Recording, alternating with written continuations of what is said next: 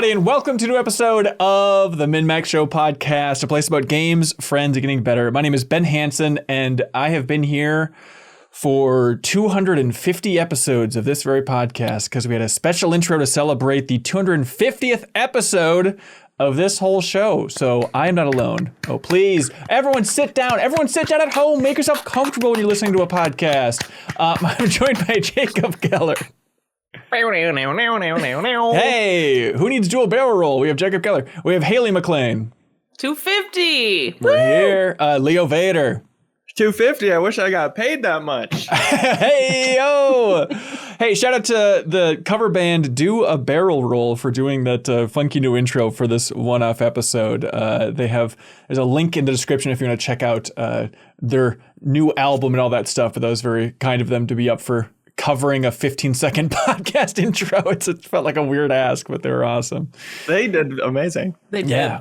And hey, 250 episodes in, if you enjoy what we're doing, we know you're out there and we're not judging you. But if you've listened to all 250 and you say, you know what, 250 episodes, maybe that's worth $2. Time's up.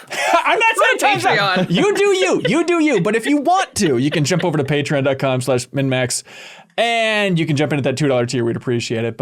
Or give us a 250-star review on your podcast platform of choice. Oh, we'll be getting to that later, buddy. We got a little secret for that coming up later in the episode.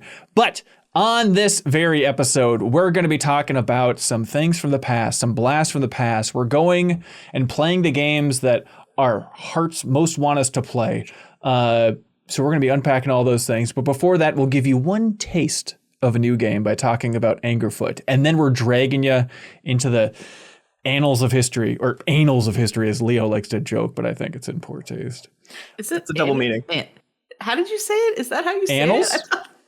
Annals? I think of it's history? annals. I don't know what the definition is. No, that is correct. You don't say annals. My bad. Back half of the show. You can. We got community questions coming up in the back half of the show, but this is rare. Do not adjust your dials at home. This is the same crew as last week, which in the history of MinnMax is pretty damn rare after we started expanding beyond the original 4. So the crew's so nice, we welcomed them back, as the saying goes. Also, we need to correct the mistakes of last episode, if that's okay with y'all. But everyone was screaming that clearly we forgot about 2 games in the 6-shooter duel. So if everyone wants to load your 6-shooter again, I know you never want to duel 2 weeks in a row. Your odds go down significantly. But okay, everyone's got 6 shots. I have 0 because I used them all last episode. Oh, no. Everyone is 6 again. You're loaded up. You're ready to go. Okay, here we go. Bang if you want it, everybody. Fields of Mystria. Sarah Podzorski's Fields of Mystria is coming out August 5th. Bang, bang, bang, bang, bang. Really compromised bang. Okay, how many shots did everyone shoot? I just want to be really clear. It seems like 2. Okay, I think I counted again. Maybe I got up to 5. That's the farming game that Sarah Podzorski has been working on for so many years. So that's coming out August 5th. I can't believe we forgot it. We apologize, but yell at Game Informer. Tell them to put it on their list. And then this one we missed completely. Fall 2024, Dragon Age: The Veilguard. Oops. Bang, bang. I'll shoot my 2 shots. Is there 0 interest in the Veilguard here? Just in case a threat appears, I need to have my gun loaded. No offense. All right, you can fire it whenever you want to when we're talking about old games on the rest of this episode. But I think, I sat through the demo at SGF for Dragon Age, and they released like a decent chunk of that online. But it's one of those things, I thought the demo looked great. Like, I really am feeling optimistic about that game. It looks visually a ton better than I thought it would. And that was one of the weirdest pieces of whiplash from Summer Game Fest, was coming home and having everybody be like, that Dragon Age trailer, PU, that stunk to high heaven. The internet's outraged about it. It was like, do you ever have those moments where it's like, wait, what? Like, everyone was angry about that trailer? That seemed like a totally fine, slightly obnoxious trailer for Dragon Age, I guess. But it's like they're trying to introduce the party. That's what every video game trailer looks like. I don't understand why people were like extra upset at that one. It was odd, but I'm optimistic about that game there. But another game that I don't need to be optimistic about because we're playing right here, right now, is Angerfoot, ladies and gentlemen. The developer Free Lives and Devolver as the publisher releasing this game, Angerfoot. Where are we at here? Jacob, you've played a bit of Angerfoot? I've played. Yeah, I realized I played. They had a demo for like a Steam Next Fest. Like 2.5 years ago. always have It it feels out, like, yes. like I really, when this was coming out, I was like, wait, that game hasn't come out yet? So I feel like I've played about the amount that I played in the demo, which was like up into the first boss. Okay, great. So dipping your toe in. Leo, how much have you played of this thing here? Like 3-4 hours. I beat the first world. I'm into the second one. Oh, Yeah, nice. I played the demo too, but it's feels a lot stronger than that to me. Yes, I feel like yeah. the pace and flow of it has become perfect in the time between. That's nice. Okay, so this is first person game. The basic pitch is first person Hotline Miami, where it's all kind of built out of that idea of, you know what's kind of fun is kicking down a door in first person and then going in there and kicking enemies and making them fly against walls, or you can shoot it or throw your gun. It's kind of that basic formula. But Leo, I was surprised that you were jumping in on Slack to be like, oh damn, we have a winner. Oh damn, you seemed red hot on this game. I'm very hot on it. It's really easy to get into. There's the music of it kind of never stops, and there's never loading. Yeah. You just press a button and you're going again. And it is just fluctuating between the ambient track as you're not finding any enemies running through the level. And then when you hit enemies, you know, the big music comes in, it drops. Right. And with nice headphones, that's like, you know, you just never exit that state. It's constantly that one track playing. It never feels like you're being interrupted. And it's really easy to lose yourself to run after run after run until you finally beat it, especially with the different challenges that are either speed based or like kill 10 people with a door or beat this level with only your feet. Right. And the feet thing is so weird. And is the immediate hook is how hard they lean into your gross ass feet that pop up into the frame. Perfect You game. start with bare feet and you kick and people fly back into other people and die. And you can hold the kick button and it just auto fires kicks as fast as possible. I didn't realize. You can just hold that and run through the whole level. And then you start unlocking shoes that are not just stylish, but also have different abilities, like give you your ammo back or make doors explode. You'll kick a door into somebody and then there's an explosion, which you can bring into levels and like tactically, oh, this is way better for that group if I bring this pair of shoes in. Yeah. And there's also a weird interaction where one of them is like, instead of kicking people forward, you uppercut and your foot kick animation goes straight up into the air. And I brought it to that first boss. And I don't know if they want me to be able to do this. Maybe I should have warned them about it pre-release.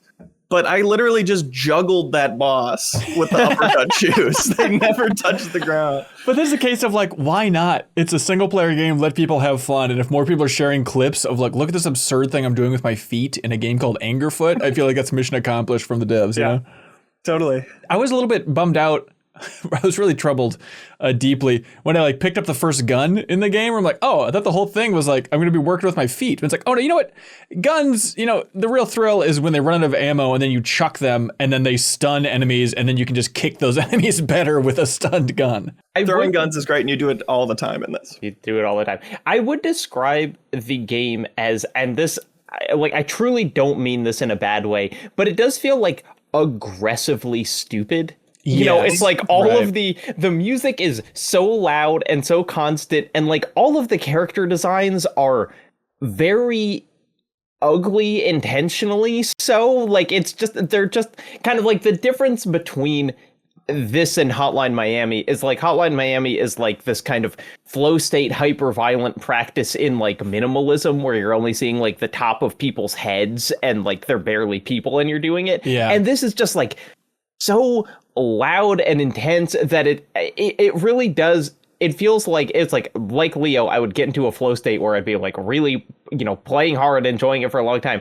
And then at some point I would get like overstimulated by the game. I would just be like, this is too much. I have to turn it off because it is so like in your face the whole time. Yeah, it's obnoxious, but I think it's the right kind of obnoxious for this game, you know? I think it's exactly what they're going for. I don't think any developer would be surprised to hear like us describe it that way. Yeah, it's a very unique mood that I'm glad they went for sure, including like the grossness of the world, that every faction is a gang that just gets off on doing crime. There's no motivation. They just want to do the most crime. I mean, it really sets the tone that pens everywhere. The name of the city that you're in is City. I mean, just for like the level that we're working with here. Yeah.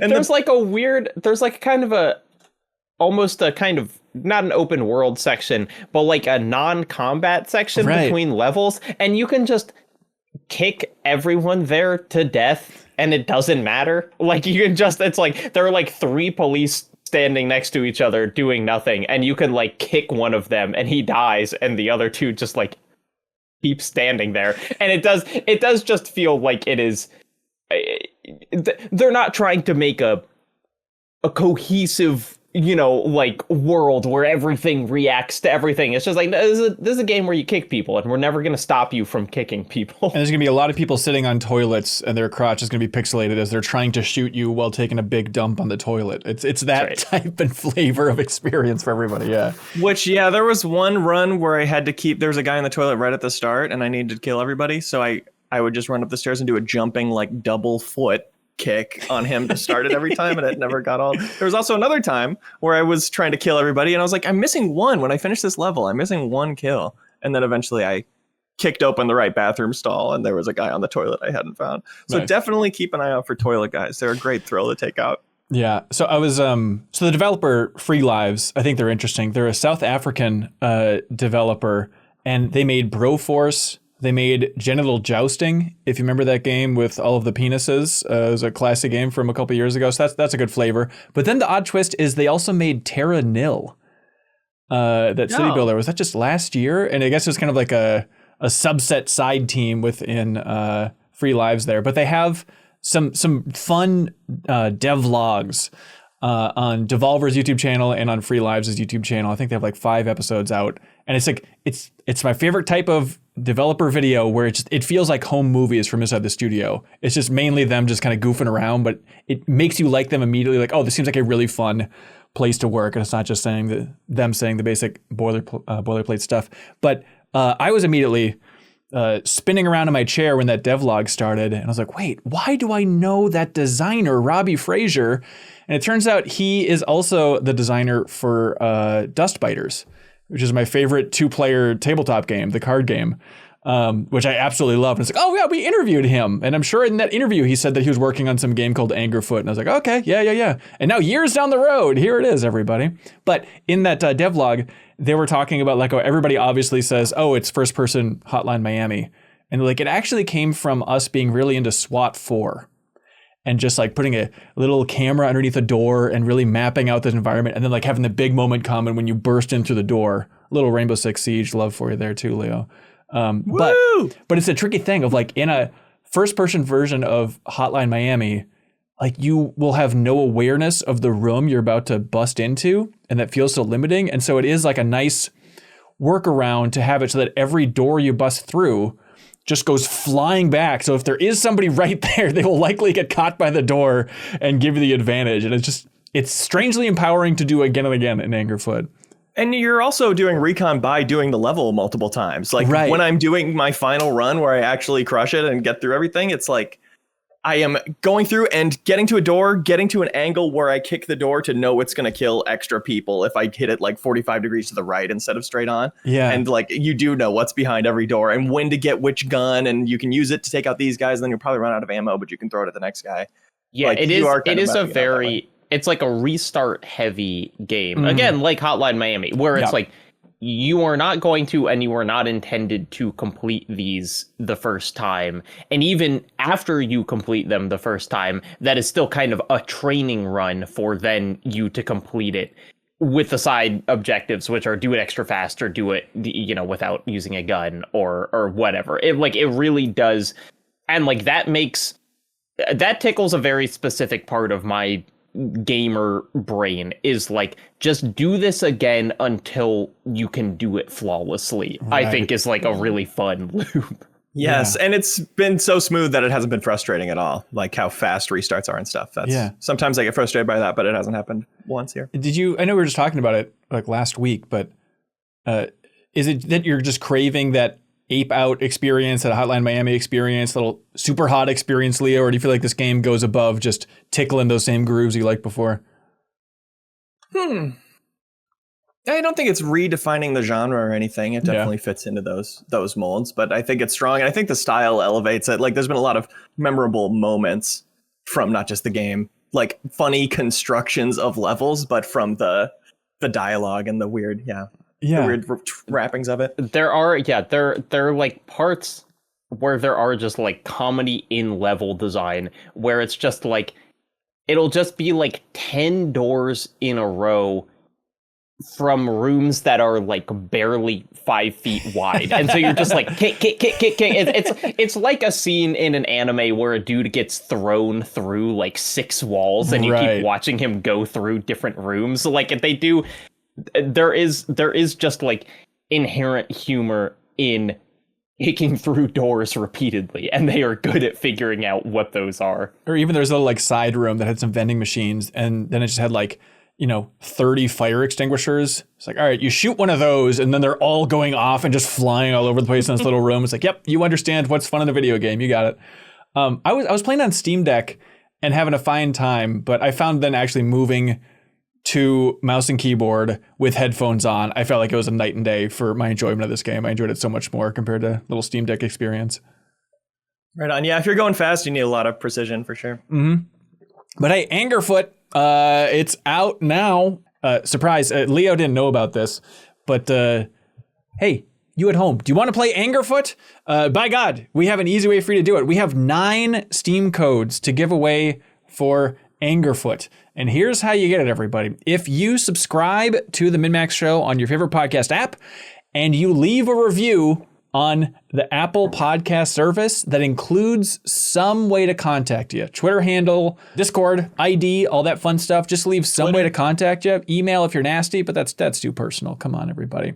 But it's nasty. Leave a review for the MinnMax Show podcast before July 15th, and we'll be sending out 9 Steam codes for Angerfoot. So brand new game, solid, fun game, and we'll be shipping out those Steam codes to you. All you have to do is just subscribe, especially YouTube people. Just subscribe on Apple Podcasts, leave a review, and include somebody to contact you. We'll send out those Angerfoot codes. So shout out to Devolver for sending those our way. All right. Are y'all also just sick of these modern games saying, pay attention to me over here.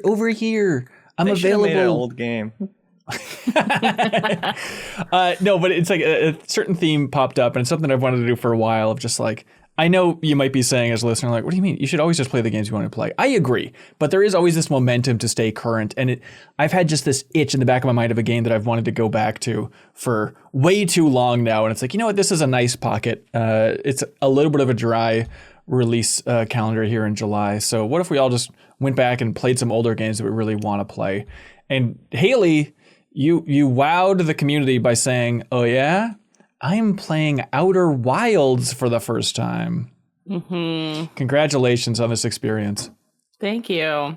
And I also avoided all spoilers up to this point, which I think is also impressive, because it is a game that piqued my interest. And then I heard, oh, you should know nothing about this game. So then I was like, bet. And anytime I saw anything to do with it, I would just turn it off for like 5 years, thinking one day I'll play it.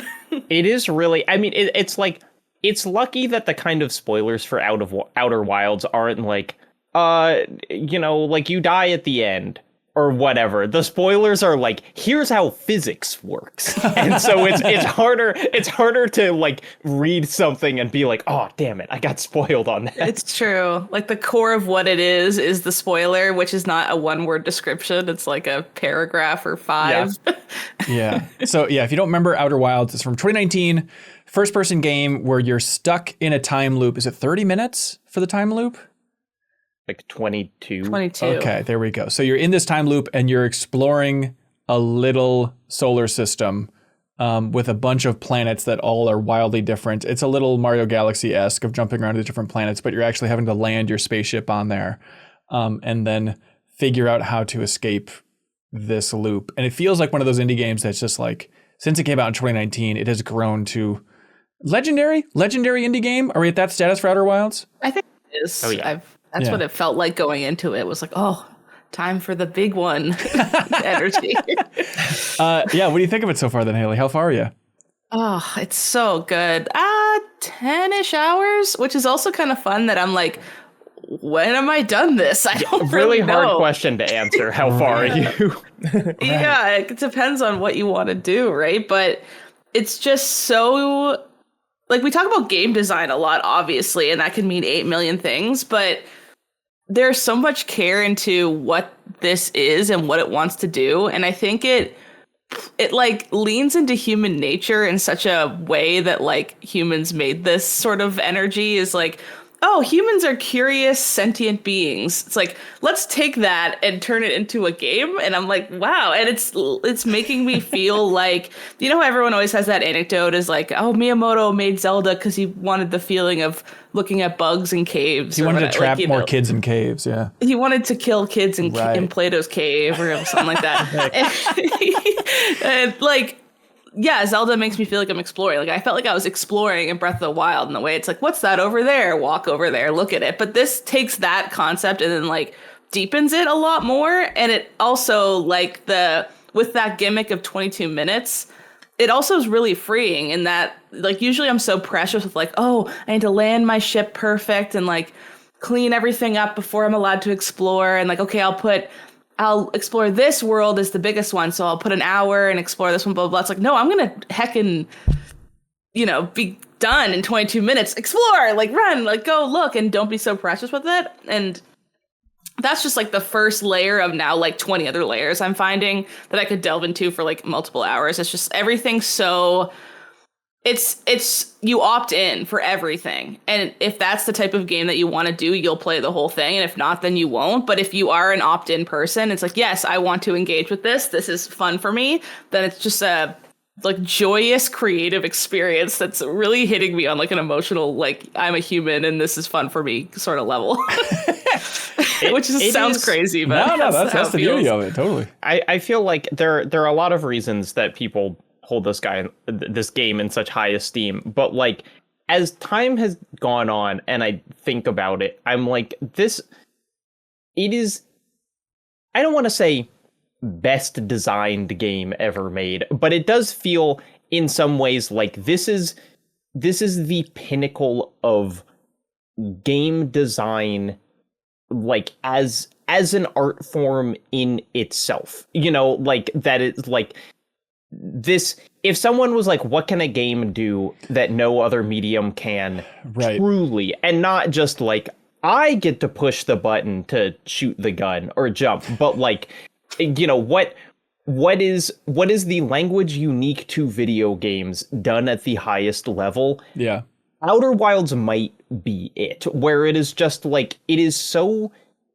impeccably crafted in this just kind of impossibly clever way where everywhere you go, you are learning things that inform everywhere else you go for the whole game. It just seems impossible. And the thing that people talk about with Outer Wilds is like the almost like beautiful sadness of you cannot experience it a second time. Right. Because like once you learn those things, you just know them and you can't do them again. But it makes that first playthrough, it's like I haven't played any other game that makes me feel like Outer Wilds. And people will kind of say to other things, this is kind of Outer Wilds-esque because it doesn't hold your hand or whatever. Yeah. But like, nothing's doing it at that level.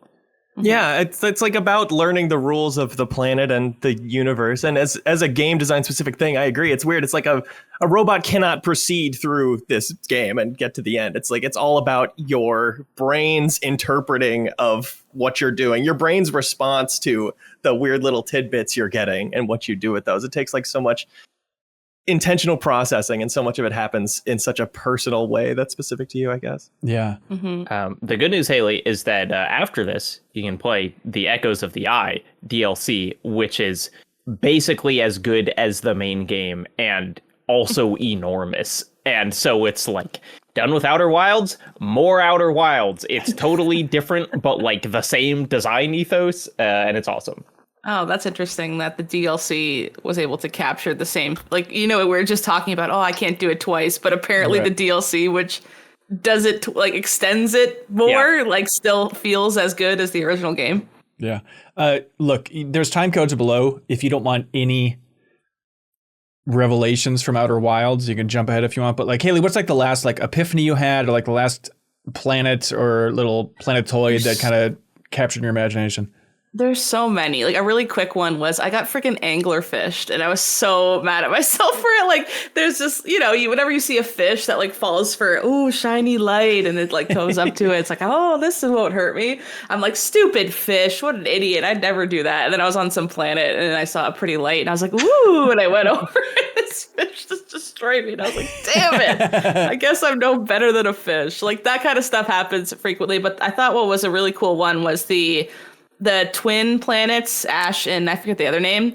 And it took me a while to figure out that it's essentially just like dumping all the sand from one place to another place. Like the hourglass so I was, planet, that's so cool. And that just like keeps happening over and over. And I was in some ruins and I got down to the bottom and I went into this room and I was just like looking and there was like, dead skeletons. And it was the first time I saw a baby skeleton. So I was like taking a minute to be like, oh, that's really quite sad actually. And I was just like looking at the baby skeleton on the ground. And then I realized sand was like flowing over the baby skeleton's bones. And I was like, huh? And I turned and the door was like closing with sand. And I was like, oh my God. I like turned and tried to like duck and I couldn't get out. So I just stood there and I was like, welp. And I just died. Yeah, you get like and crushed against the roof. It's like an angler baby situation. That sounds diabolical.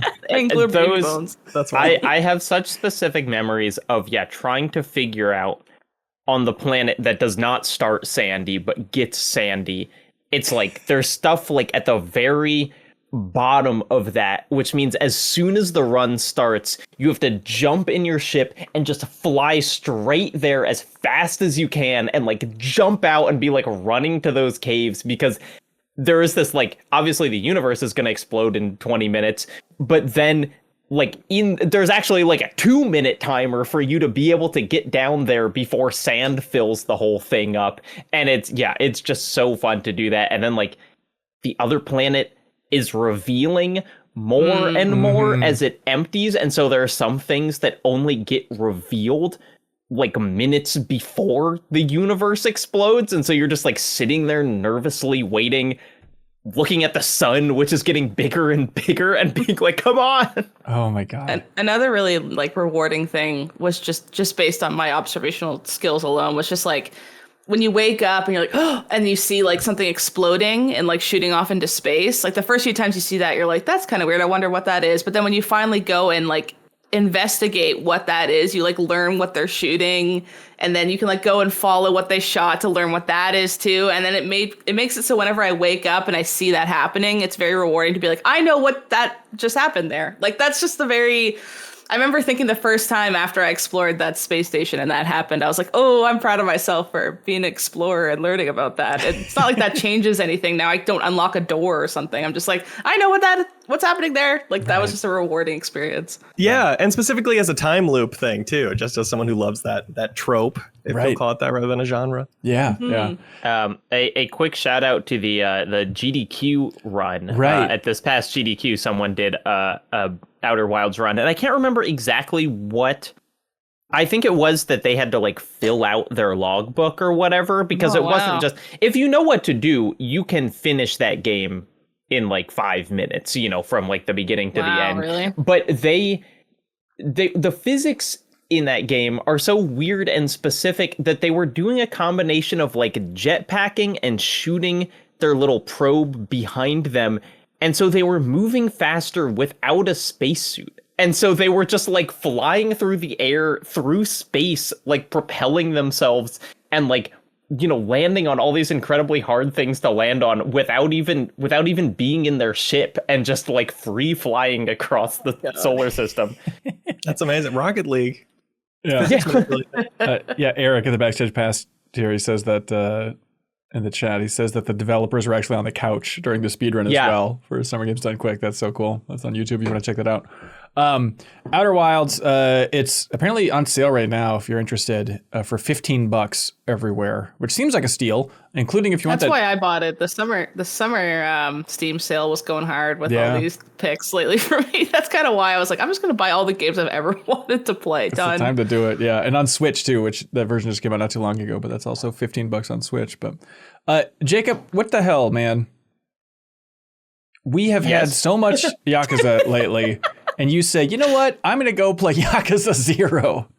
I'm jealous. I want to hear Jacob's take on this so bad. So here's what I realized is that since last January, I've essentially played a Yakuza game every 4 months. And then it had been 4 months and I didn't have a new Yakuza game to play. And so I was like, I'm going back. It's like something feels wrong in my life. Something isn't right. Yeah, it was like genuinely it's funny because they're so long. But then, and I finish them, and I'm like, I don't need another one of these for a long time. Right. And then it's like, last year, I played 7, Ishin, Gaiden, and this year, I started with 8, and it was just kind of like, I've got that itch. Like, I need to play a Yakuza game again. And everyone said, I mean, Blake Hester, my co-host on Something Rotten, is often saying, like, he thinks Yakuza 0 is not just the best written in the series, but like one of his favorite stories in games. And so that's always seemed like the one that I should go back to. I mean, he said multiple times on Bonus Pod this week with Haley, Blake Hester was on. He was saying Yakuza 0 is the greatest game ever made. He says it like you'll just say, hey, Blake, what's up? He's like, Yakuza 0 is the greatest game ever made. He does. He loves to throw that out. It's created a huge rift in our relationship. Yeah, I get it. 'Cause, Leo, you're a 0 fan too, right? Yeah, for me, it's like there's a few moments that really stuck with me, and I'm not sure about the overall story having much impact, but it definitely like got me hooked on the series for life. It's a really substantial, cool game. Yeah. So what is it like? I mean, I think I started 0, but then really fell in love with it. I started 0 and 6, but really fell in love with it with 7. But what does it feel like to go back to 0 after playing 7 and 8? I mean, so what I had to get used to was not the brawler combat.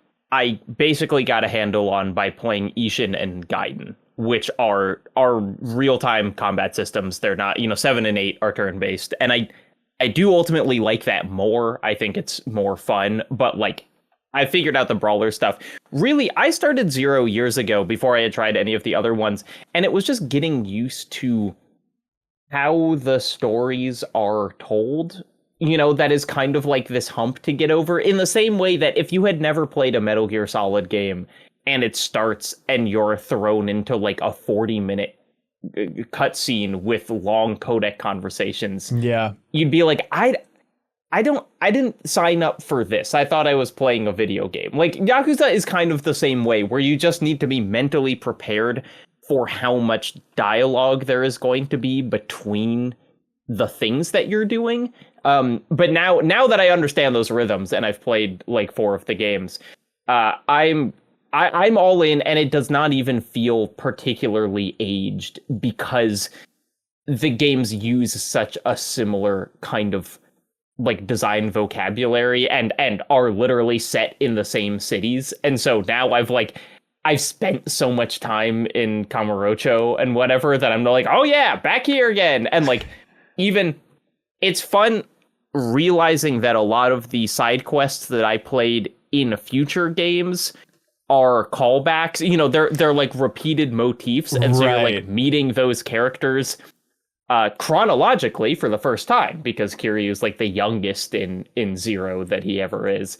So yeah, I like there is nothing that I'm like, oh, I'm really, this quality of life thing is gone. Like it truly just feels like playing another one, and it runs perfectly on the Steam Deck, which is the big appeal. That sounds great. Nice. God, I'm weirdly nostalgic for Yakuza 0, but it's because Jeff Cork reviewed it at Game Informer, and more, take a shot. We said Game Informer, but more and more at Game Informer, like people just started reviewing games at home, which really bummed me out. But it felt like this was kind of a later era game where Cork played the entire thing in the office, and his TV was right next to my desk. Like I watched him play this entire game as I was editing videos and stuff. And like, it's weird to be nostalgic for like watching somebody else play a game, but like that's so fun. I don't really get that in my life these days. And and I think the Yakuza games are particularly fun for that, because so much of it is just like characters and writing, and it's not that fun to like push punch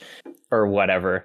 And another thing that I was worried about that I didn't, ultimately didn't need to be worried about is like the cutscene direction in the more recent games that I've played is so strong. Yeah. But like that is also totally here, and the kind of like high production cutscenes for like really important story moments are so well like choreographed and lit and whatever in Zero. Again, it's just like as playing on PC, I don't think it even looks particularly old. Like it really just fits in with the vibe of the series. All right, a tough question for you. I'm sorry to put you on the spot like this, but what has made you care about Kiryu more in Yakuza 8? Sorry, Like a Dragon, Infinite Wealth. We should be very clear. Is it playing Gaiden or playing Zero? At this point, it's Gaiden. Okay. Because I have not... I don't know what happens at the end. I assume Zero's going to have some great twist. I'm still in like chapter 3 or 4. Okay. Like I'm pretty early in it. The end of Gaiden remains like one of my favorite character moments in a game. Yeah. So I really like Gaiden, and I think you can just jump into that one, but like I got no complaints about Zero. There we go. That's sweet. Did I do Zero and then Gaiden, or Gaiden and then Zero? I mean, if you're going to play them both, you should play Zero first, because it's both chronologically and release-wise earlier. Yeah. Gotcha. And then you'll be better at fighting in Gaiden, which will be lore friendly. Yeah, that's true. That's smart. That's smart. You know what is funny about Zero is I was expecting Kiryu to like start out like not the best guy in the world at fighting, because I was like, well, it's a prequel. Like, we're gonna find out how he got so good. Nope, he's already. No one's ever beaten him in a fight. That's so good. I love that idea. So I feel like on the podcast, it was probably like a year and a half ago, because time flies and I'm a shameful entity on Earth. But I was talking about like, you know what I want to do more than anything is I just want to hook up my CRT TV and play Guitar Hero 2. That's my dream. And I remember, Leo, you in particular, you're like, do it, man. What are you doing? And I was like, you know what? I'm going to do it. And it took until July of 2024. But by God, I booted up Guitar Hero 2 and I had such a blast with that. I dragged down, I have this little CRT monitor, which I love so much. And I like hooked it up in the kitchen, because you got to stand when you're playing Guitar Hero. So I set it up on like a little countertop area, so it's like standing height. And then took out my old PS2, plugged it in.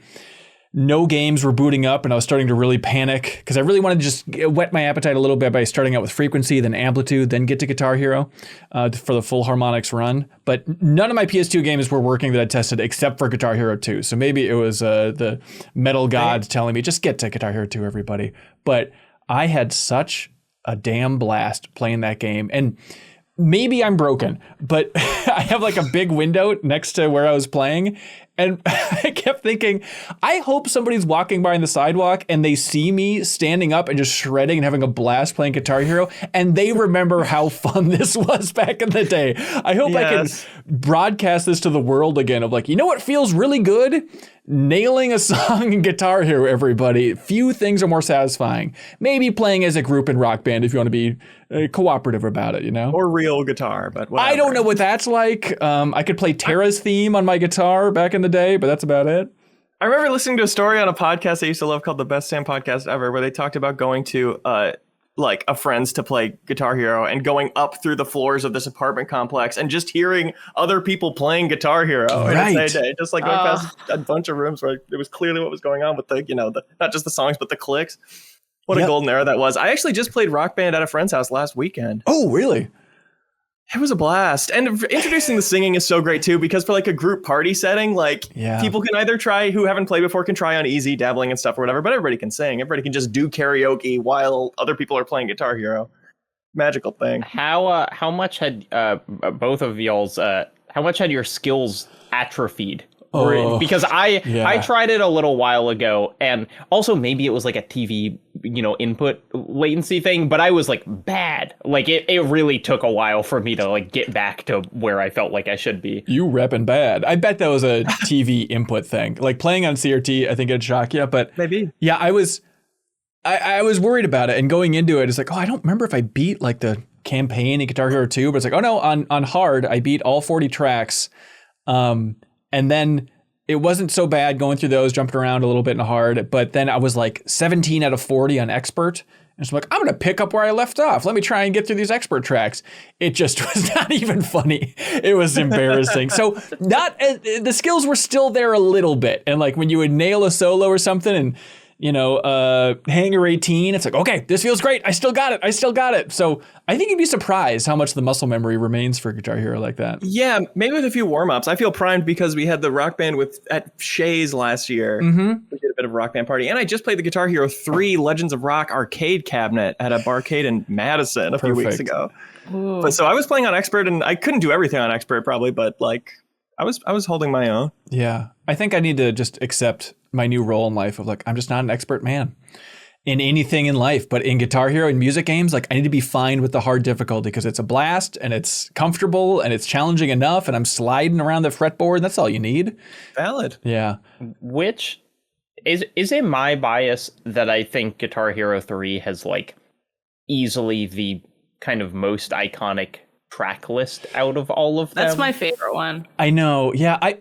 It's maybe telling that I booted up Guitar Hero 2 and I would have bet my bottom dollar that Reptilia was in Guitar Hero 2. And yeah, like, oh, that's Guitar Hero 3. Damn it. I really wanted to play that out of all the songs. So Let's talk more rock, though. Let's Talk More Rock, of course, is Guitar Hero 2. Which is just the most fun fret layout of any song. Yeah, the yeah, this has, Thunder Horse, Guitar Hero 2, which is stellar. See, here's a mistake, and I'll get back to your query, Jacob Geller, I swear, your little game query there.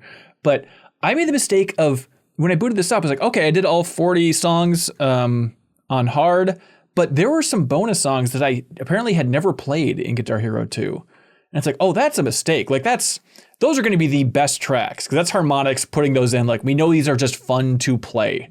And so going through those was like, oh my God, these are so much better than I thought.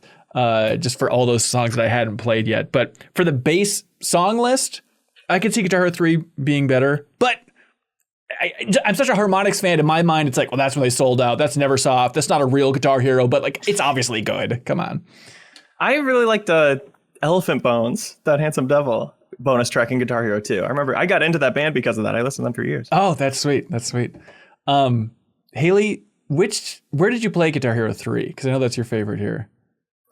Just at my home, my childhood home in the basement. Sorry, what console? In my basement.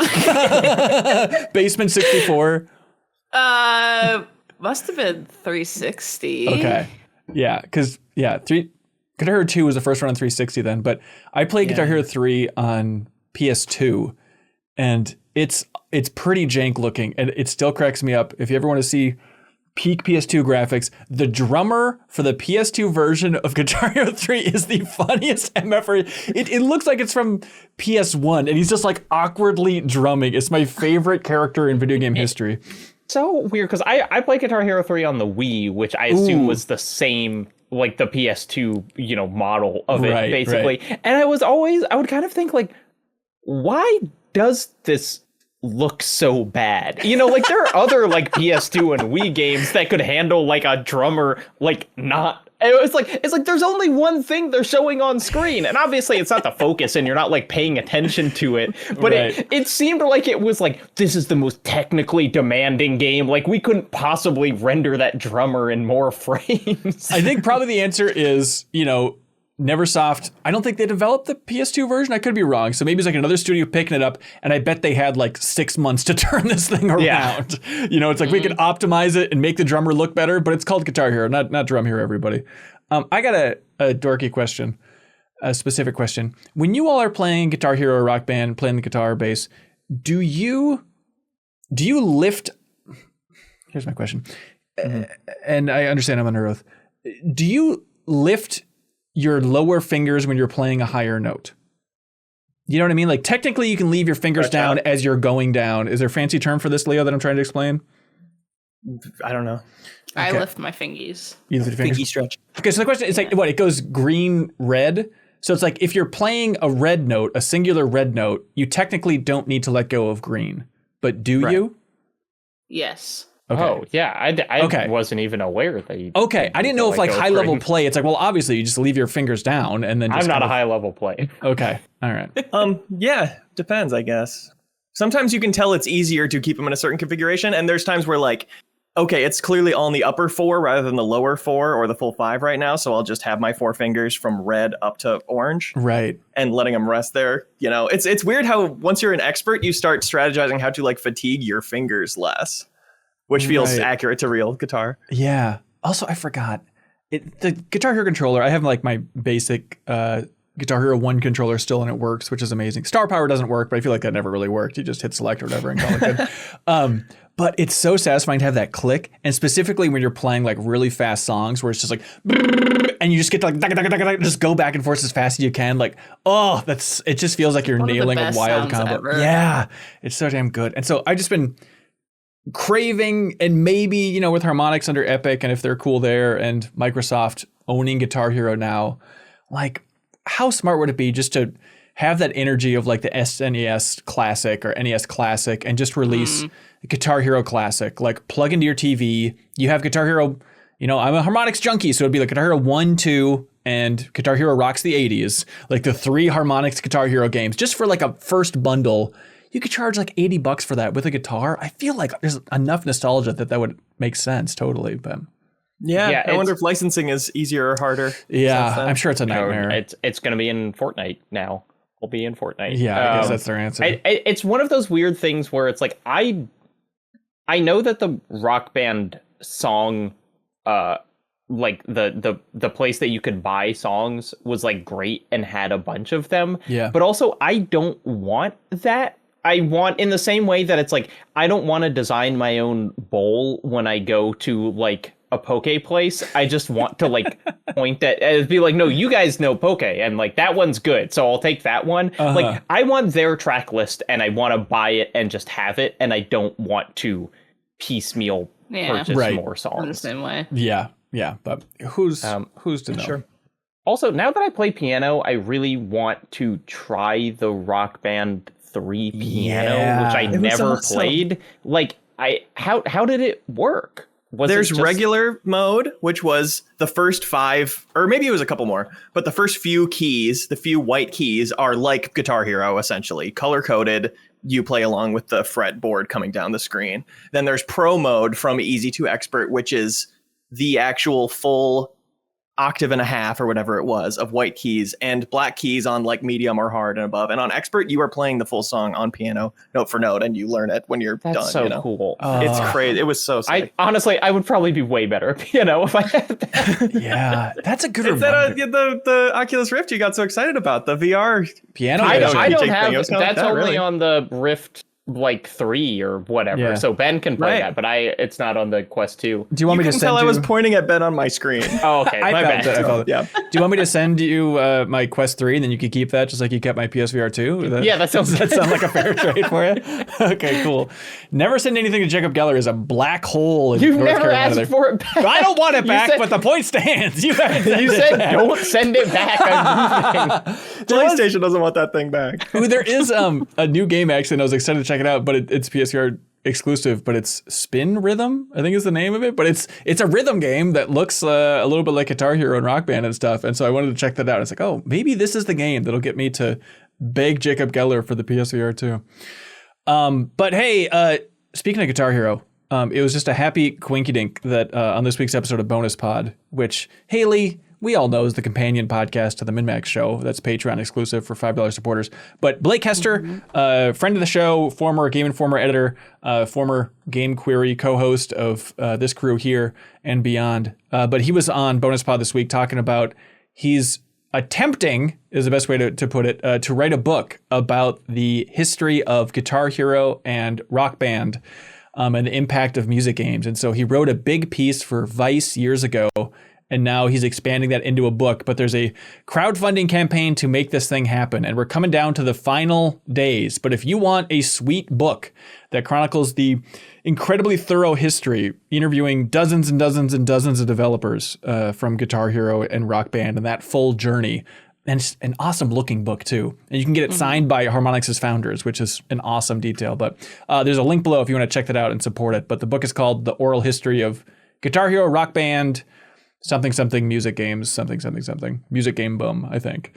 Yeah, vol.co/collection/Guitar Hero is the URL. But check out the description if you want to buy that book and get it over the finish line for funding that damn thing.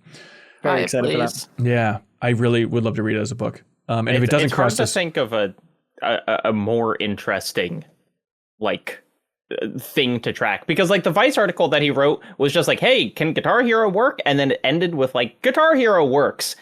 And it's like, there's so much that happens after that. Rock Band, then the whole system collapses. Like, I need to know how the book ends, basically. I want to read about the downfall. Yeah, and that's the thing, is like he talked about it on Bonus Pod, but like you're writing a story about the history of Guitar Hero. There's a lot of history there, obviously, but hey, there's this game called Beatles Rock Band. We should probably interrogate, like, how did that happen? It is, I mean, it's my second favorite game of that generation. I think about that game all the time, what a miracle it is. All right, hey, speaking of miracles, Leo Vader, of all the games. Little miracle. That's right. Of all the games to play, you said, sign me up for the finals still, please. Yes, not an old game, but if the question is what game do you want to play that doesn't do anything for your place in the industry, it's the finals. That's all I've wanted to play all year. But real quick, other Steam sale pickups I got. Indica, played and beat, incredible. Oh, yeah. Amazing 4 hours. The first hour, the best first hour of a game I can think of. Truly worth going into. Amazing introspection on religion and just an amazing depiction of, I don't know, what games can do with storytelling. Incredible. Got State of Decay 2 on Steam, so I can play it on Steam Deck. That's been running great and really fun to be back into because I'm hyped for 3. That's sweet. And so that's all just a matter of like, well, I need it on Steam Deck, so pony up the money. Yes, and I tried, at one time I tried to get up a Game Store going on Steam Deck, and it didn't really work, and I installed Hitman, and now literally I got Hitman again on Steam, so I'm like, okay, let's go delete it from Steam Deck. Cannot find it. I can see that 100 gigs are taken up on Steam Deck. I cannot find where it is installed. I cannot search for it and find it. Oh, that's disgusting. Steam Deck OS is so intentionally horrific. I've Googled shortcuts for the Steam Deck so many times. We're like, hey, how do I just do this? How do I get the keyboard up? How do I get back to the desktop? Like everything's just kind of there, but just a little. Or like the keyboard just comes up every time I click the thumbstick, and then for some reason it starts doing it on my computer. Like when I just, it's a nightmare. Hey Leo, before we get to the game you're desperate to talk about, what if we talk about a game that you're not desperate to talk about? Did you have thoughts on that State of Decay, as they're calling it, which I think is a bad idea? No, the State of Decay 3 trailer at the Xbox showcase. What even was it? Because I watched it and reacted to it, and I can't summon it right now. It was just story, right? Or like, you know, it seemed like there were glimpses of like, oh, that seems like it could be gameplay, but the gameplay is so weird. For the gameplay of State of Decay is the most compelling part and the least interesting part. Because like, am I going to be killing zombies? Okay, and this trailer was kind of just, yes, you will be shooting zombies in State of Decay 3. Whereas like the part that I'm looking forward to was like, okay, explain the systems, explain how you're expanding the feelings of guilt and pride as I'm building up my base and losing my best friends out there in the zombie apocalypse. Like that's the sweet spot for State of Decay. So it didn't stand out to you in a big way. No, what stood out to me more was State of Decay 2 having so many updates since I got into it years after it came out. Like it's been so consistently supported at a borderline live service level of just introducing these fundamental mechanics. There's curveballs now, which are like extra military in the area. So there's extra ammo to find, but they're going to be punishing while you're out or whatever. Yeah. Extra difficult plague hearts. And yeah, reworking the plague hearts so that they kind of like spread. They're dormant at first, but then they get woken up if you break stealth too many times, and then they start spreading to nearby areas. You can see like this house has an infestation now. Like introducing more systems. It's so clear that's where they want to go, which is so interesting because State of Decay 1 was like kind of a linear game. It was still systems focused, but it's like in the same world with the same story, pretty much. It was very different. Yeah. So I'm glad they're going more that direction, and it's fun to go back to State of Decay 2 and go, oh, even since I played this, there's a lot new going on here. Oh, that's sweet. But finals. There was also an SGF trailer for the finals, and it was like, what, time travel or some nonsense? What was going on there? Yeah, some of the maps have had a year on them, and it's been slightly in the past or slightly in the future, and then this new map is Kyoto 1568. And it is just with these, It is when that was, and the buildings are made out of paper, and they collapse so much more easily. They had to like buff the buildings in a recent patch, which was interesting. Buff the buildings. That's awesome. There's something kind of fun, if gross, of like, what if we went to the most peaceful city in Japan in the peaceful past, and then we just unloaded guns on each other in that city? Hell yeah. Okay. But of course, it's all a simulation in canon. Hey, we're of course fully understanding where the finals is coming from. Still as good as ever for a free-to-play shooter?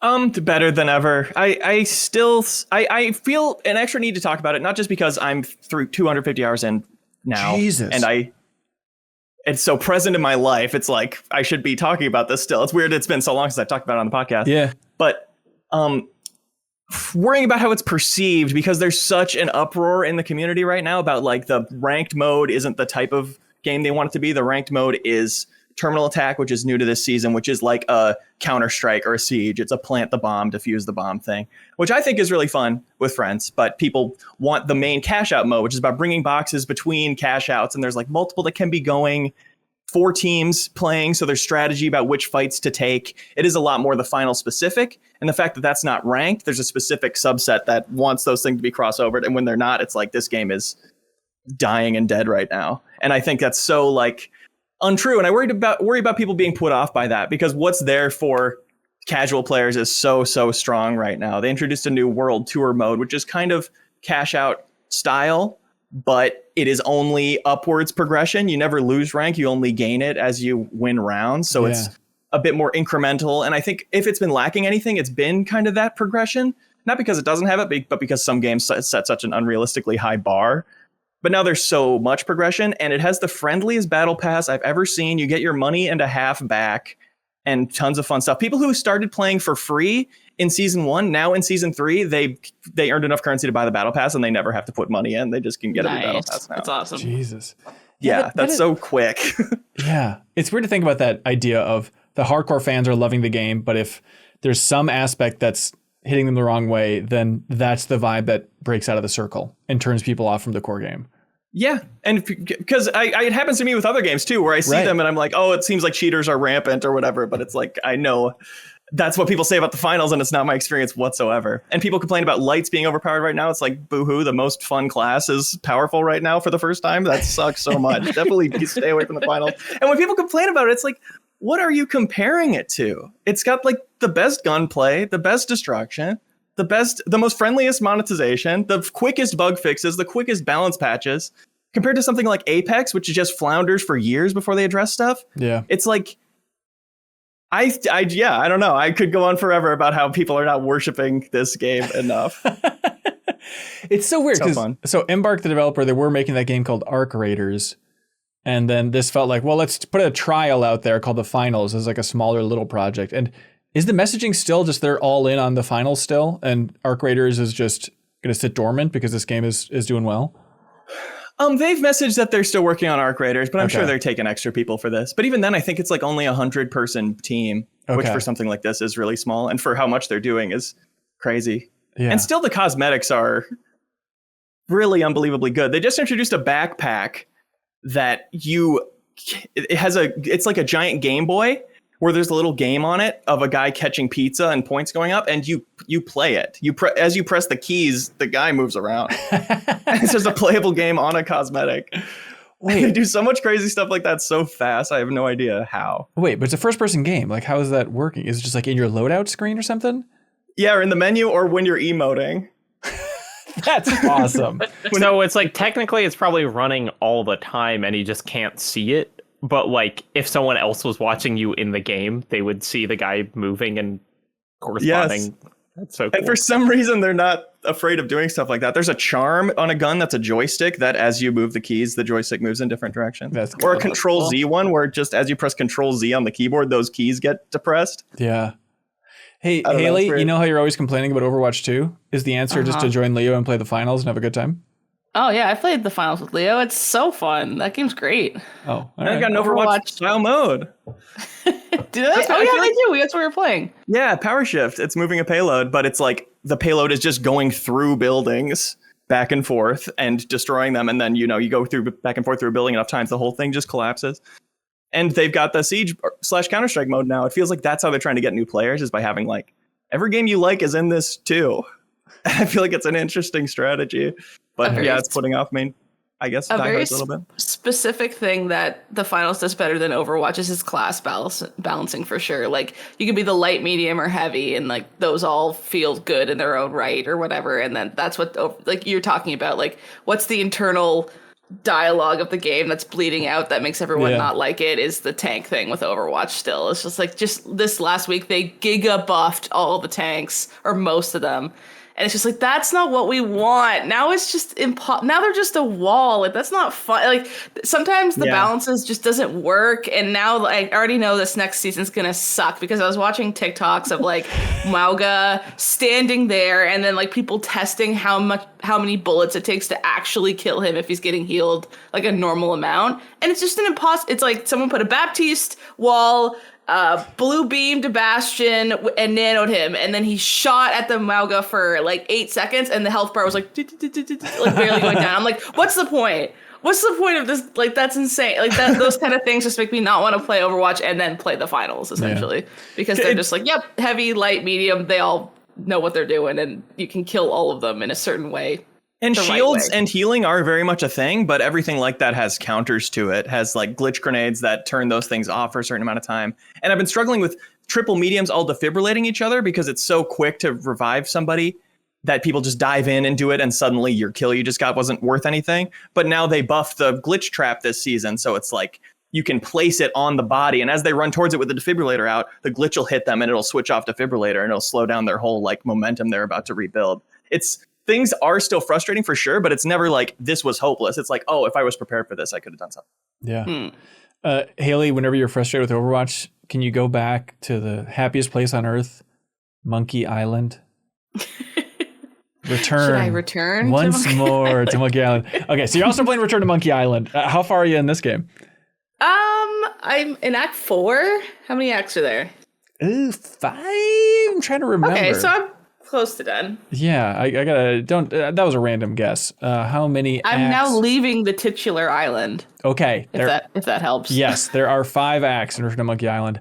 I've been thinking about this game because I just watched Danny O'Dwyer's No Clip documentary on the history of it, and watching that again, it's like I love this game when it came out and I raved about it on the podcast, but still watching that documentary again kind of rekindled this feeling of like, God, maybe I really, really liked Return to Monkey Island. Like maybe it's one of those games, like adventure games I should just go back to and play again and again, because the more I think about it, the more also the ending I am just gaga over for the direction they take it. But Haley, what's your experience of this game so far? Are you like a big adventure game fan? I know you love your Nancy Drew games. I love adventure games. Yeah, like I think if I were to go into game development, I would want to make adventure games. That would be the genre I'd be most interested in, because I'm a real nerd for good writing in general, which these always have, because that's what's keeping you invested, right? If it doesn't have good writing, no one's going to play it, no matter how cool the art style is and all that kind of stuff. But just like unique ways to solve problems, and then trying to find a balance between, oh, that's unfair. Like, who the hell could have thought of that? Versus, like, that was so easy. It might as well be a humongous game, like Pajama Sam or something. And, like, trying to strike the balance between those two things, I think is a very fun... Going to work every day and thinking of problems like that must be very fun. I think that'd be a very cool game development job. I actually have never played The Secret of Monkey Island, though. That's the weird thing. So, like, they keep calling back all the stuff that happened, and I'm like, oh, whatever, this game's fun. Like, I don't really care. It's on Apple Arcade, and I was at my parents' cottage, and, like, I'm an iPad baby, essentially. When I go to bed, I need, like, 5 forms of screens on all the time. Not actually, but, like, I like to have YouTube playing while I play a game, and then, like, that just, I don't know, it, like, quiets out my brain, and then I can start to relax after a full day. Totally. And I didn't have all my dependent screens, so I was like, I need something that, like, I didn't have my, PlayStation Portal or a Steam Deck. What the hell? Not even my goddamn Switch. So I was like, what's on the Apple Arcade? I was like, I've always wanted to play one of these. And they're great to play on mobile, too. Like, it's great. It's just like, the phones are big enough now that it looks really crisp and clear and great. And, like, there's nothing that intensive I need to do that requires, like, precision clicking or whatever. So it's just a great little story thing. I can just pull up on my phone whenever I want. So I've been really enjoying it in that way, too. But, yeah, no, the writing's great. The art style looks great. And the puzzles are fine tuned. Like a few years ago, I was going back and playing a lot of the ones I felt like I missed out on. Like I played Grim Fandango for the first time in 2021 and stuff like that. And I like those games too, but this one feels very balanced with its puzzles for sure. Like I remember being very frustrated in Grim Fandango sometimes. Sure. And even the newer version of it, like going back and through that again, I love it dearly, but like. That ship balancing thing where you have the anchor on the chain, when I think back of like, I should play Grim again, I just think back of like, I just don't want to do that puzzle. There's just a couple of those roadblocks that just don't make me do it. And everything in Return to Monkey Island is so smooth, and they have like the hint system. And also it's like they'll fully recap what's going on in the story if you put it down for a month and come back at any point. It's so smart. And they do it through the lens of like a father telling his son a story, which is such a natural integration. Like, you want me to go over what I just said? You can be like, shut up, Dad, keep going. Like, or get that recap. That was great. I love that as well. But yeah, so I think it has the best of both worlds in that it's balanced and it's puzzles that they, as I'm going through, I'm like, okay, I already know what I have to give the chef to get that dish, to give to that guy, to get this, to get to that guy. Like I'm figuring it out as I go, and that just feels good. Yeah. And it's not too easy. It's pretty easy, but it's not Pajama Sam easy. It's not putt-putt. We're thinking a little. Ron Gilbert challenge. Putt-putt catching strays. It's also crazy that the art style was controversial at the time. Playing through that game, it is undeniably so beautiful. The close-ups and cutscenes especially and stuff. Really, like, memorably good. Yeah. Mm-hmm. Oh, it's so funny, Haley, that we're already there. It's like, it feels like this game didn't come out this long ago, but it's like, obviously everyone complaining about the art style was moronic. Because it's going to age so well, I think, too. It's just awesome. Do you have like a favorite area, favorite character, favorite joke? Let's get specific. What do you got, Haley? I mean, I liked being on the ship and like figuring out how to get everyone to vote for me. Right. That was probably the best part so far. Yeah. I can't believe I don't like the voice actor for Guybrush. I swear to God, I've heard in other stuff, but I was Googling him and I don't think he's in anything else, but his voice is very good. I mean, I like him. But LeChuck is also great. Like, what a good, stupid character. It's just like, like an idiot. Like, you ring the bell twice. He's like, time to leave my office. Because, like, somewhere that's written down is like, hit it twice. LeChuck comes out and yells at us. So I was like, okay, hit it twice. It's like, time to yell. Perfect. Like, I don't know. It's very fun. It's just a good time. Yeah. Did you end up beating it, Leo? I don't think so. But I heard the ending. Maybe on a MinnMax Awards or something. Yeah, I think we talked about it for best moment and everyone said shut up. So Haley, you need to finish it and then share your thoughts on the ending and then we can make a rally for the 210s this year, please. Sure. Okay, great. Jacob, sounds great. I got a question for you, buddy old pal. Yes. Do you know how this whole thing operates? Ben, so glad you asked me. Yeah? It's Patreon. By God, everybody, it's Patreon. You can go to patreon.com/MinnMax with 2 N's. It's not just a URL we say over and over again. It's a whole URL you can enter into your computer. And if you like the direction we're going with MinnMax, you can help us build it, help us sustain it because, people drop out every day. So we really rely on those new folks coming in. So if you've enjoyed these 250 episodes, jump in there, even at that $2 tier. I'd argue it's hundreds and hundreds of times more helpful than just watching on YouTube with that ad money. Not 30,000 times more helpful, but like 300 to 400 times as helpful as just watching on YouTube. So thanks, everybody. In our hearts, it's 30,000 times as helpful. That's exactly it. Shout out to some of our biggest supporters and our favorite supporter. Don't tell the others. I Am 8-Bit, everybody. They are reissuing a ton of Annapurna vinyl soundtracks. I mean, we talked about so many good games. Annapurna, Outer Wilds, that's an Annapurna joint. That soundtrack, I believe, is in I Am 8-Bit's wonderful online store, but they're reissuing some other soundtracks for Donut County, Florence, which I was just listening to the other day, Kentucky Route Zero, Sayonara Wild Hearts, What Remains of Edith Finch. You can pre-order the reissue of all of those awesome vinyl soundtracks at I Am 8-Bit's wonderful online store. There's a link below if you want to check that out. Go to I Am 8-Bit's wonderful online store. You can use the promo code SMOREGAMESPLEASE, to get 10% off of everything under $100. Just go to their store, check them out. I promise if you're a hip gamer and if you listen to this podcast, by God, you best be a hip gamer. you will find something that you'll like the Art of Outer Wilds available in I'm 8-Bit's wonderful online store.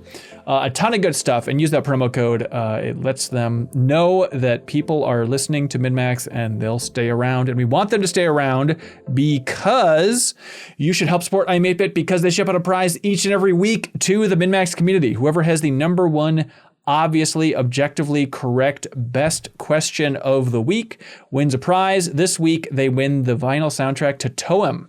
The Toem vinyl soundtrack will just be shipped to your damn house. Okay, are y'all ready for this? Heck yeah. Steve Evolution writes in. And Jacob, I don't want to hear from you about how you don't believe in Steve Evolution because he's here writing in to Patreon. He says, what is something you miss about... It's Adam and Steve Evolution. What is something you miss about gaming from when you were younger? For me, it's instruction manuals and some of the effort that went into their presentation. Yeah, let me talk about Guitar Hero 2 a little bit more. I was so in love with the instruction manual to Guitar Hero 2. I took it out and I took pictures of it because I loved it so much because they make it seem like it's an old magazine, and they have letter to the editor and a bunch of just questions and stuff from fake fans writing in to ask about all the characters in Guitar Hero. And then they have we got an exclusive interview with Axel Steele and all this stuff. But just that little touch just goes such a long way to fleshing out the rich world of Guitar Hero characters. No, the Super Smash Bros. Melee game manual had all of the unlocked at the beginning characters. It just had all of their special moves described and the names and what they did. And I brought that to school and I was I'm going to memorize this and that's going to make me good at the game. It was knowing all their things. I didn't. But partially I think what it came from for me was had limited time that I was allowed to play video games, but I was thinking about games all the time. And so I was what am I going to do when I'm not doing that? And I would read the manuals. Absolutely. Read reviews and magazines, look at pictures. Yeah. Yeah. When my mom would take me on a trip to Target, I would go to where it's sometimes they would have game demos. A lot of times people would be playing them, but they would have the Prima guides or whatever. And so I would read let's read the guide to Star Wars Episode 3, Revenge of the Sith, the game. Right. And be this sounds like the greatest game ever. Or as I call it, literature. Yep. Acting like you'd get some extra skill at it by memorizing the controls. Yeah. I interpreted this question differently, and I kind of went what do I miss about gaming as a child? My unlimited patience. For sticking with one game till it was done. And also I was always with friends and we were always playing games. So any single player game was a co-op game, trading off on absolutely everything. That being the default way to play stuff. I miss that. And the unlimited social battery, where games now sometimes serve more of a purpose of this is me time. Your friends had more patience too. If you're come over and check out this game, they'd sit there for 10 hours. Now if I'm come check out this game, they're no. Right. They don't come over. I still haven't forgiven you for what you did. Yeah, it is weird how that kind of comes back around where, I'm sorry for talking about kids so much on the podcast. I'm aware I became Kyle Hilliard at a certain point, but I've been craving that too. Just I just want to sit down and watch my friends play RPGs we did when we were little because it was so much fun just to sit in a beanbag for 10 hours. But I realized it's just, that's for the nephews now. It's they are into video games and it's fun just to have long gaming sessions. All right, let's just sit down and play Luigi's Mansion 3 all night. And it's so much fun. And it's sucker, they don't know that I'm enjoying this too. This is what I want from my life. Sucker. I used to just play pretend in games and that was really fun. I thought of this question more like Leo. It would just be, I would enter a level and then just play. That sounds like you're just playing the game, but no, I wouldn't do the objectives. I would pretend something else was happening and act out those scenarios. It was really fun. Yeah. I talked about the Spyro one a while ago, but there's this one level in Spyro where you dive into the water and you can come up through a cavern, and on the other side there's a box puzzle that you're supposed to do. It's in a hidden room. But I would pretend that was my cave and I was the Loch Ness monster, and I would swim under and be oh my god, I wish I could be free, and I had this whole story. And then I'd dive back in the water, come back out, and then the characters you're supposed to kill would like run away, and I would use that as fuel. Like, they're scared of me. Oh, I wish someone would understand how I feel. And I'd swim and pretend like a little girl on the shore. I was like, there it is, the log. Like, I was creating hours of content in the intro area of a Spyro level. And were you saying this stuff out loud? No, this was all in my head. Like, if you came and looked, you'd just be like, this girl is crazy. He doesn't know how to play. Yeah, he goes bad at games. Meanwhile, I'd beaten that game like 80 times. I was just like playing in a water level for fun. It was so, I just miss when my brain thought that was entertainment. That was really peak living. It's like whenever I am feeling nostalgic in the specific direction of like, it's not just me, games used to be better and now they're not as good. I have to like remember like, no, I did stuff like that. Like, I am incapable of interacting with a game the same way that I did when I was a kid. And like, that is where the magic has gone. It's not just that like developers aren't creative anymore. They used to be good, you know, which is like the easy way to think. But it's like your brain just changes. You play with these things in different ways now. Absolutely. Yeah. Yeah, this is less about being a kid, but just about the realities of older games. But booting up my PS2, I was just in love with the simple idea of I can eject a disc when the console is off. Like being able to hit a button and a thing opens up and I can take a disc out. I don't have to do that whole thing of, oh God, I need to get that disc out of the PS5. But ugh. Yeah, and for sure, this is like an old-fashioned way to think now, but like knowing which button is eject, I think is a really cool feature. Yeah, like when you hit the power button, the console turns off. Like that was something that I really loved. That but again, that's just your brain changing. Right. Every time I want to turn my PS5 on, a disc spits out. It's been years, and I cannot, for the life of me, remember which one it is. We've been changing it on you. They change it. I swear they change it. It's like, I'll get, it's like I have rented a DVD from the library. I'm like, oh, I'm going to the library. Got to get that disc out of the PS5 to return it. I hit the correct button, the disc comes out, the PS5 turns on, so then I have to turn on my TV, change the source, like find the controller, so I can just turn the PS5 off. Like, I just want to turn it off. And if you just pull the plug, it's like, you almost killed me, Father, the next time you turn it on. It's like, promise you'll never do that again. That would be the sweetest thing, is if they redesign the PS5, they charge twice as much for it. I don't care. But if there's just like PS1 level of just like big button that's power and big button that's eject. Colored buttons. Yes, and it's just like a physical spring pops out. I would pay all the money in the world for that. What if we sold stickers as merch that you put next to the button? Oh, MinnMax stickers? Yeah. That's smart. Yeah. One says Min and one says Max, and then you have to remember which of those is power and which Max is the ultimate Max power, and then minimize the game from your console by removing it. Yeah, but that makes too much sense. So we're actually going to swap it from that because I think we can make that work too, reasoning wise. Min power. DJ Tommy Pizza writes in. They say, hey, a while back, I went through each episode of the MinnMax show to see how many times everybody has been on each MinnMax show podcast. Good. With this being, by my count, the 250th episode of the podcast. You're right, DJ Tommy. I can't believe you counted. Congratulations. Here are the top 13 most appearances, including today's podcast. It's too much to break all this down. I apparently have been on only 240 episodes of the MinnMax show, so clearly I'm he had a damn kid. Yeah, fake-ass fan here. Kyle has been on second most at 180. Really? Yeah. Nice. So here's some trivia for you. Who has been on the MinnMax Show podcast more? Jacob Geller or Serial Vasquez? Ooh. That's interesting because it's like Serial would have been on every episode at the beginning, right? Yep. No, But that's a long time ago now. But then he When he left. for less long. I think me. I think also Jacob. I'll take the under on Serial. Yep. Sergio Vasquez, the under and the correct choice. He has apparently been on 80 times. Jacob Geller only been on 71. Wow. Okay. That seems Gotta odd get those to numbers me. up. Yeah, I'll trust DJ Tommy Pizza, but okay, who has been on the podcast more? Anna Diaz or Haley McLean? Ooh. Oof. Anna, the fifth person to ever join MinnMax, I do believe. She was on the lot. It's got to be Anna. Although of course is it posited to you as a question, or are you making questions out of the stats? I'm making questions out of the stats. Okay, then I think Anna. Jacob? Haley.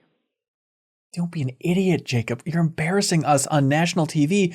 Ana Diaz has been on 26 times. Haley McLean's been on 21, apparently.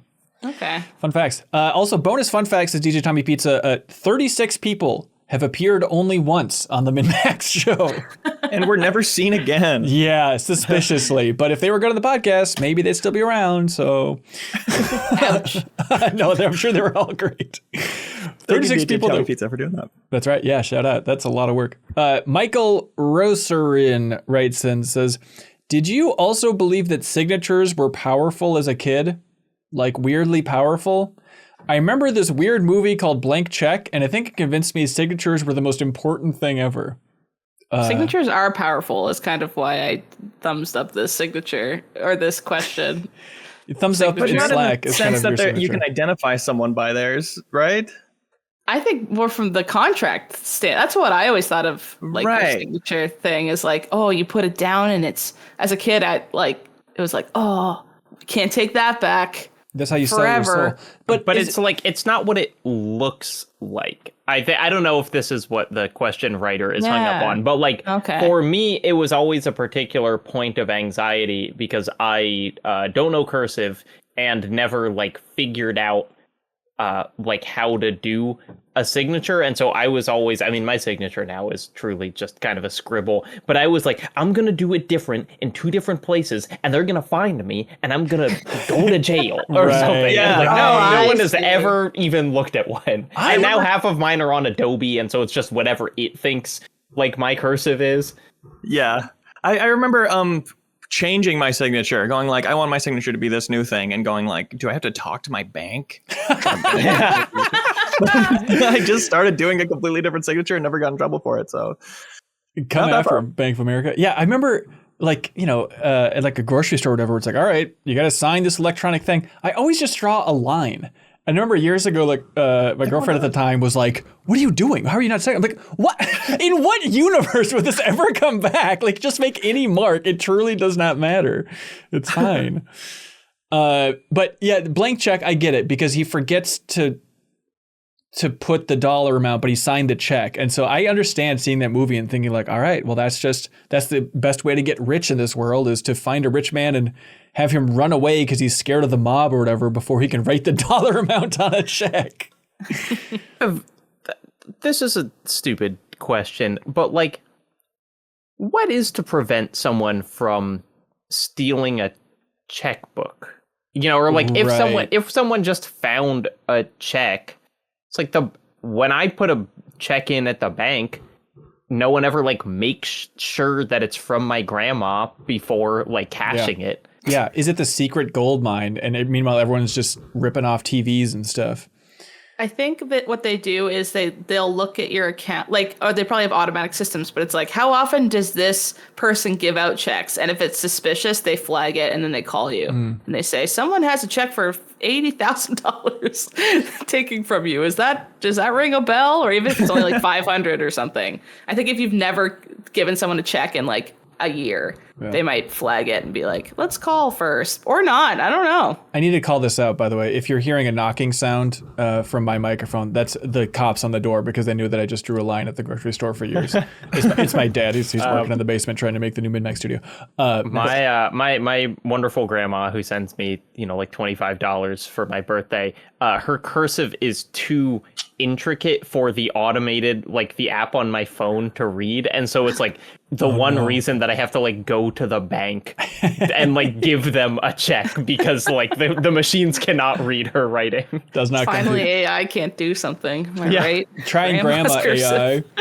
So Haley, as I got older, I felt like the lesson was like, look, if you sign something, it's not, you can lawyer your way out of that. But as a lawyer is like signing a contract that is as good as gold. Like that is a brick house legally.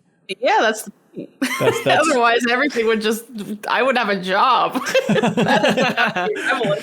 know how many times people want to just be like, Uno reverse, please. Like, let's just pretend this didn't happen. But the other party has some benefit to it existing. So they're like, nope.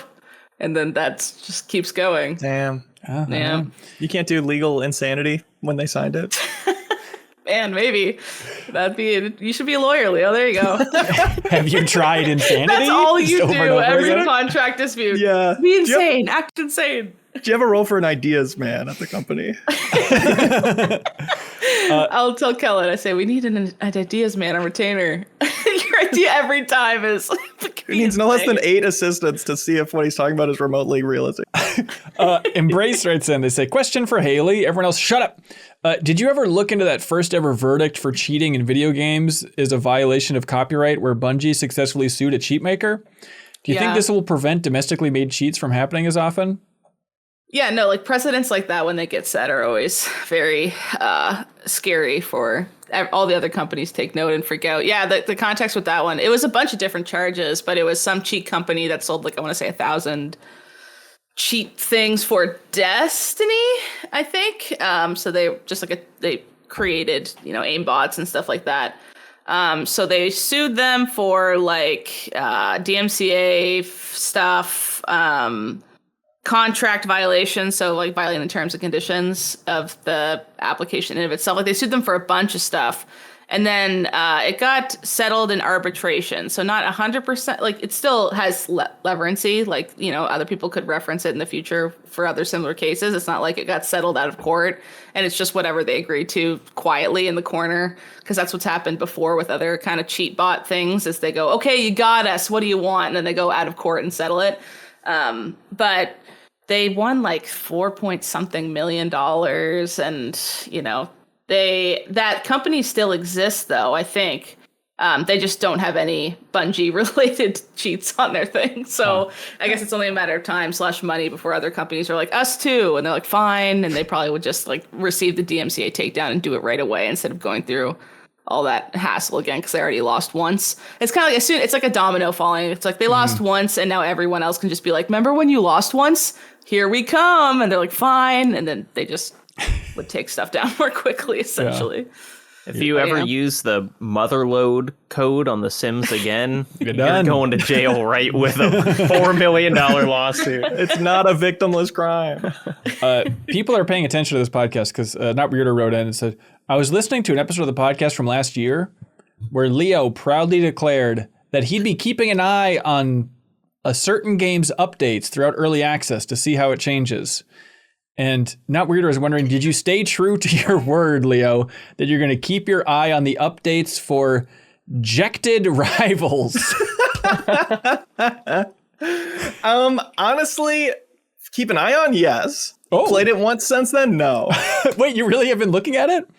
I checked on it a while back. You checked on it. To see what happened, and it is dead. How could that be the name of that? They renamed it to Jected Rivals, I think, at a certain point. Not It Weirder. got like scrolling the Steam page, it had looks like 5 or 6 updates, and then it left early access, and that was October of last year. Yeah. And then No radio updates. silence. Heads up, racers, no more updates or support are planned for Ejected Rivals. No! God, that sucks. It sucks, dude. Well, I mean, I'm sure those developers aren't in a good spot. But hey, Leo, I mean, shout out to at least remembering Ejected Rivals. And apparently that seems true to your word. You checked it out. You looked at those updates. Yeah. Let's see. Sly Cut writes in and says, all right, everybody, you can choose one. The ability to travel to distant galaxies or the ability to travel in any time period to the past. You can't change anything. You just observe like a freak. Wait, okay. The way you're phrasing the question now is different than it is specifically the ability to travel to distant galaxies. Distant galaxies, correct. Oh, I thought it was just like, I can go to Florida. Bloop. And then Yeah, that's it the sounded question. like Do you think if you you- phrased it like teleportation. Okay, it doesn't matter how I phrase it. The question is, right? I mean, if you have the ability to travel to distant galaxies, does that include the galaxy of Orlando? Like, what's stopping you from just making it a really close jump? But that distant galaxies implies a different galaxy from the one we are in. You go there, and then you come back to Florida here. So I gotta Yeah, go it's to really like, Yeah, that'd work. every Yeah, that's time fair. I have to go, oh, other galaxy for 1 second and then Florida. Or if like the universe is truly infinite, you know, then there's a version of Florida that's even better. And if you just jumped around enough, you could find that version. Impossible. Impossible.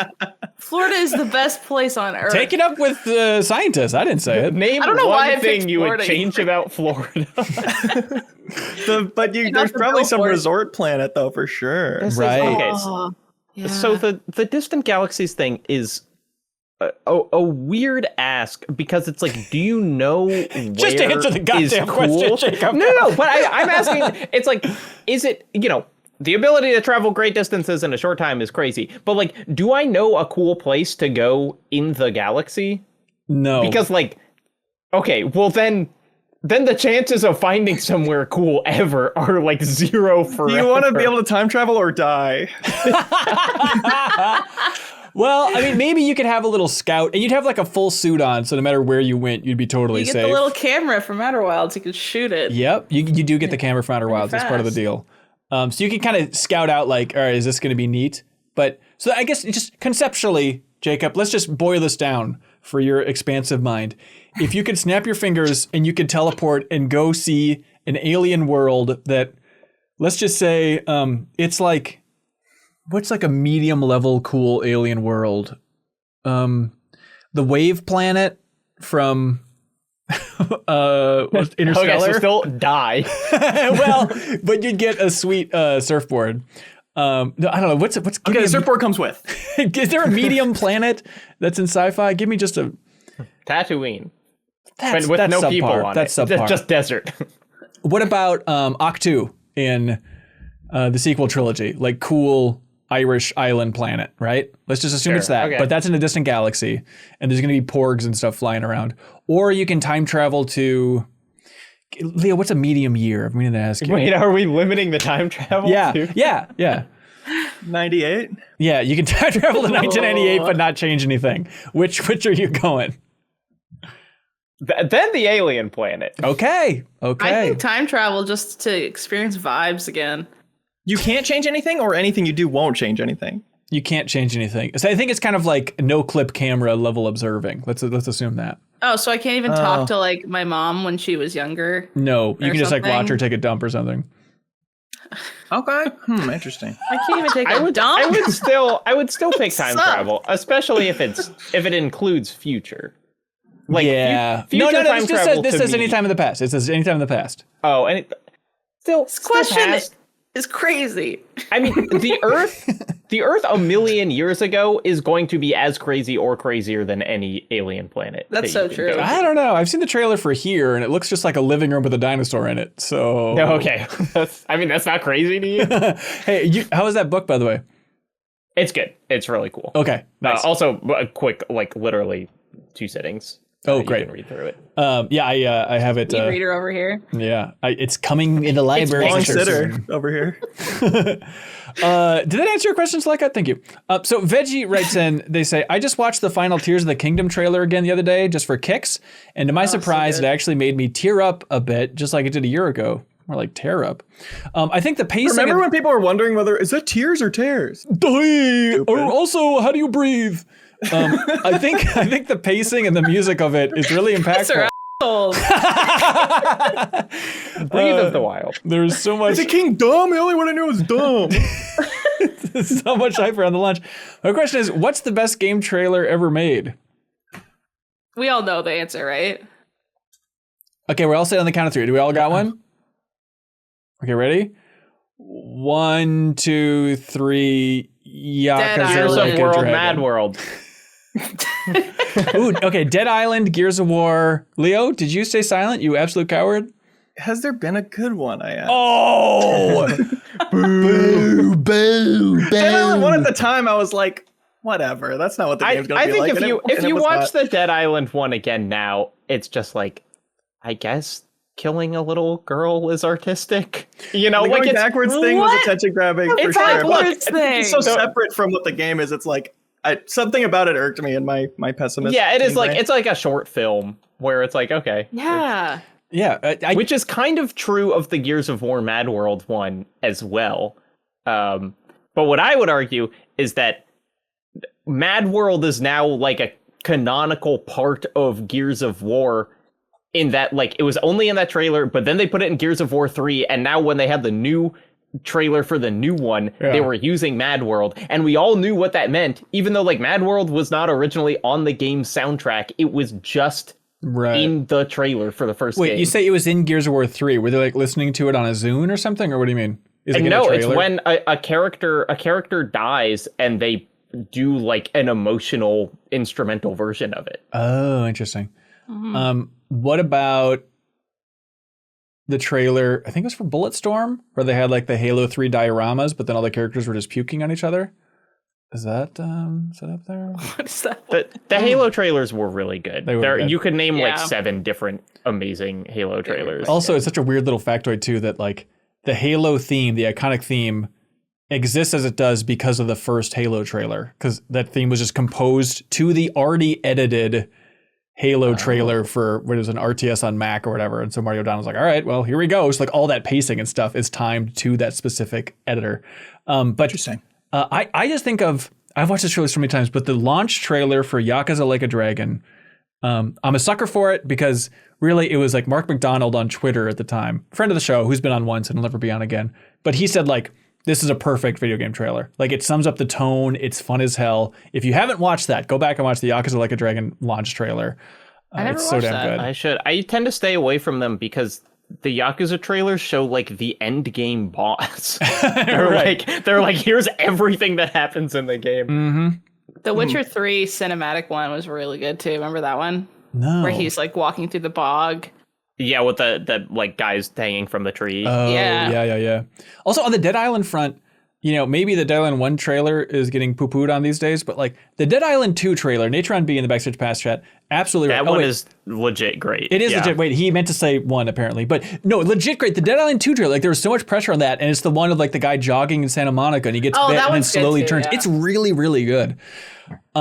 Ellie Medina writes in, they say, sorry, Funky Cold Ellie Medina, they write in, they say, yo, I feel like the games industry never really talks about Arcane when discussing video game adaptations, when in fact it is the highest rated video game adaptation across the board. Why don't people talk about that more?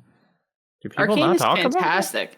I don't think they I feel do. like I don't hear it as much as I should. They do be talking about it, but for how good that show was, Yeah. like I felt feel like when it was, I guess maybe people haven't talked about it since. Like when it was coming out, it was like every single day I would see people saying, this is the best video game adaptation ever. I think like when people are talking about Fallout or Last of Us and they're talking about like, oh, video game adaptations are good these days. I don't think Arcane is tip of the tongue. And I think there's a little animation bias there where people are like, oh, that was a cartoon, I didn't watch it. And League of Legends bias.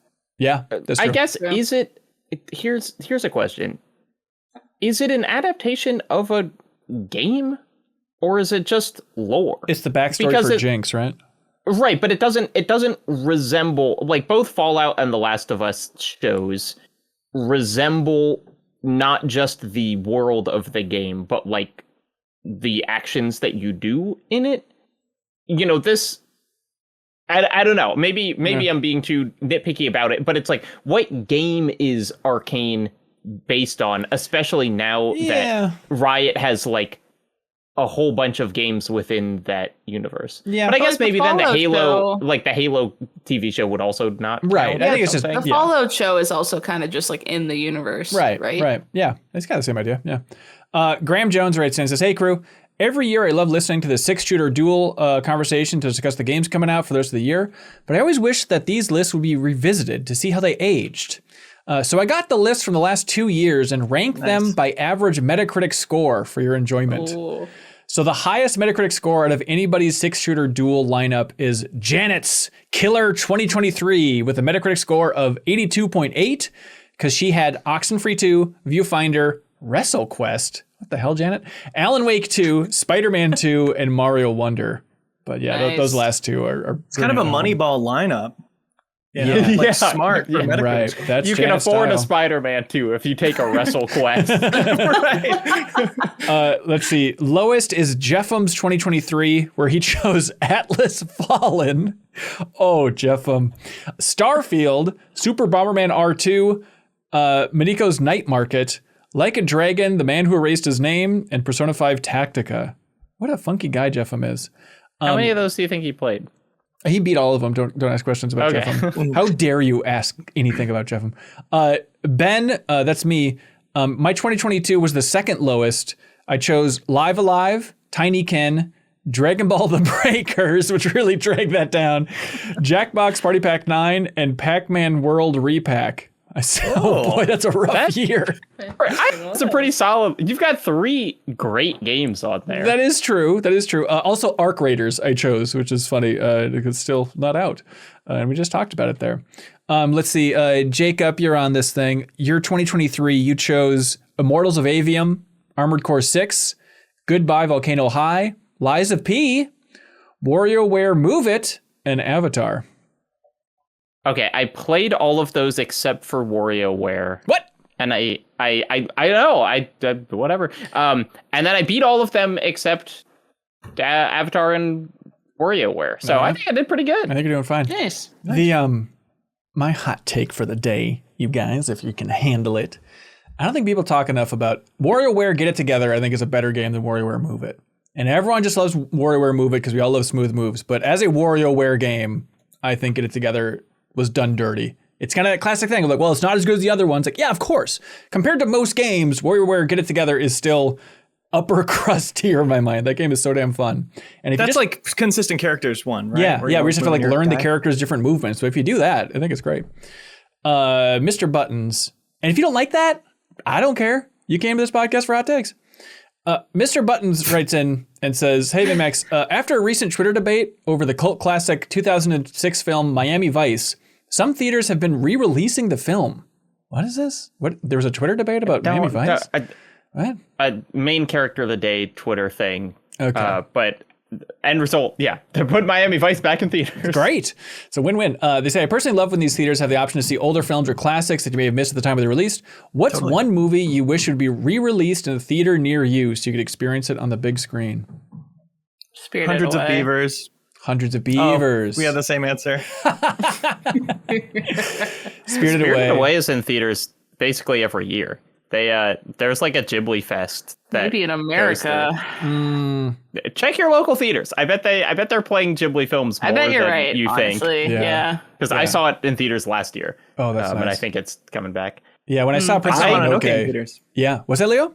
I saw Princess Mononoke in theaters a couple years ago. It was good. Same here. And it was fun. It was one of those viewings of a movie of like, is this the greatest movie ever made? Like, I love that movie, but seeing it on the big screen was just like, oh, wait, that's right. Okay. I have that feeling every time I watch Mononoke. It's like if someone argued right now, this is the best movie ever made, I'd be like, can't disagree. Yep. I just saw Close Encounters of the Third Kind in theaters. For the first time? I had seen it before, not in theaters. Sure. But I saw it in theaters, and that was great. Oh, I bet that looks so damn good. I bet those special effects age really well on the big screen too. Okay, actually, it is my second coolest. I have seen Close Encounters of the Third Kind projected outside on a campsite at the base of Devil's Tower. So what? Nothing will ever be cooler than that. What the hell? That's awesome. I still always that scene where the aliens are coming outside the house for the first time. Barry, is that the kid's name? I think. But like when he's just going, come through the door. I think about that all the time. Maybe because I say it all the time when I have a kid and there's a doorway nearby. But that scene is so freaky. And like they're unscrewing the screws in the vent. Yeah. Oh God, it's so good. So yeah, I guess probably Close Encounters now that I think about it. Good answer. Yeah, thanks. Yeah, I was delighted to see Let's say Jurassic Park. Well, Jurassic Park I saw in the theater when they re-released it, and that was definitely fun to see like details I'd never seen before in the background and stuff. Like being able to read the monitors is such a thrill when you're just used to watching the VHS version of that movie, you know? Maybe 2001. I don't think I've ever seen in a theater. Yeah. That would be, I mean, that's kind of again, that probably is in theaters with some frequency if I was like keeping an eye out. Yeah. My dad took us to they're shopping the print around the 35 or 70 millimeter print taking it on tour when I was very young, and it was an impactful experience. I bet. Beautiful movie. Aging Poorly writes in and says, here's an idea. Everyone tell each other the first Smash Brothers game you played as a kid and see if y'all can guess who each other's main character was. Yeah. Yeah. N64. N64. Mine was probably Melee. Okay. Melee. Okay. So Okay. Leo, You can absolutely guess mine. you feel like a Donkey Kong kind of man. Pikachu. Played a lot of Donkey Kong. Not much Pikachu. So I was more right. Kirby. All right. It was far and away Captain Falcon. Oh, Interesting. interesting. Okay. Falcon Punch was just. What about the moveset? Yeah, Falcon Punch. The uppercut grab was already in that, right? Or was that later? Yeah, that was in that. Yeah. Yeah, cool move. Cool move. Yeah, cool move set. And the fact he was unlockable, I think, was a little extra sweet sauce for me. Right. Also, the best taunt. Show me your moves, clearly. Yeah. Because I don't think. Can you do it, Ben? Show me your moves. And my I did favorite the taunt. arms and stuff too. Oh, sorry. This is an audio podcast, really. But For me. Star Fox's taunt. Is his name Star Fox? Is it Fox? It's just Fox. Oh boy, fake ass gamer boy. Star Fox, Star McCloud. But his taunt of the come on. That was always my favorite in Melee, but I don't think he has that taunt in 1, if I remember correctly. I forget what it is exactly. But, okay, anybody guess mine for 64? Pikachu? Luigi. Ganondorf. He's not The in Ganondorf's not in 64. 64. Oops. This is embarrassing. I Close. was that. No, but Haley was the closest. It's Link, and I've stuck with Link Of throughout course. all of. And I'm not gonna. I was the closest the character not You in were. the game. Yeah, I mean it's the same franchise, but like yeah, eventually it became Toon Link then, and then wrap back. Then it was Kid Link, but yeah, wrapping around to Toon Link there. I guess it went Kid Link then Toon Link, but Haley. Zelda Sheik? I'm going Ice No. Climbers because No, you're up in Canada. No. I want to escape. I want to escape of the games. I don't want Okay, Leo, who's the do what best I do. Canada escape character in Melee? Oh, Mewtwo, obviously. Oh Christ! No. Samus. No. Mine's a basic one. Pretty basic. Also in the 64, if that helps. There's a hint. Kirby. Kirby. Yeah. Hey, hold your head up. Let's see. Jacob for Melee. I feel like it's not Sheik. really like in character. Oh, is it Marth? Close. Ike? Roy? He's in Brawl. Okay. Roy? It's Roy. Roy was my name. Oh. All right. Because I didn't have a great handle on like the controls, and so I just liked that he had really strong smash attacks, and I would just use those over and over. And the cheering. Don't they say Roy's our boy? Yeah. It's very good. our boy. We like Ike.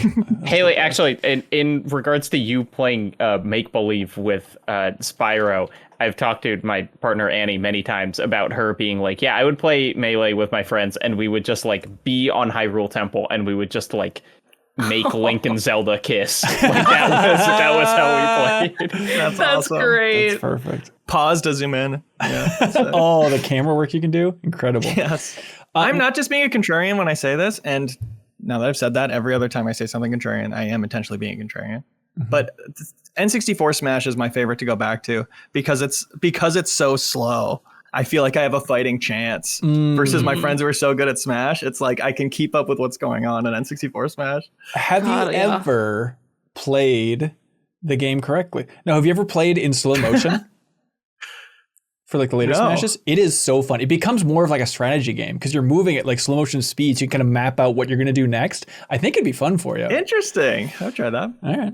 Hey, we're all show going us. to get together in Asheville, North Carolina. I'd argue like in October, it'd be fun to bring Smash and just play a big round of Smash with everybody. No. I think only 45 people have Smash there, so we probably can't put it together. Okay, yeah, that's smart. All right, what do y'all like for question of the week? I like the something about gaming from when we were younger.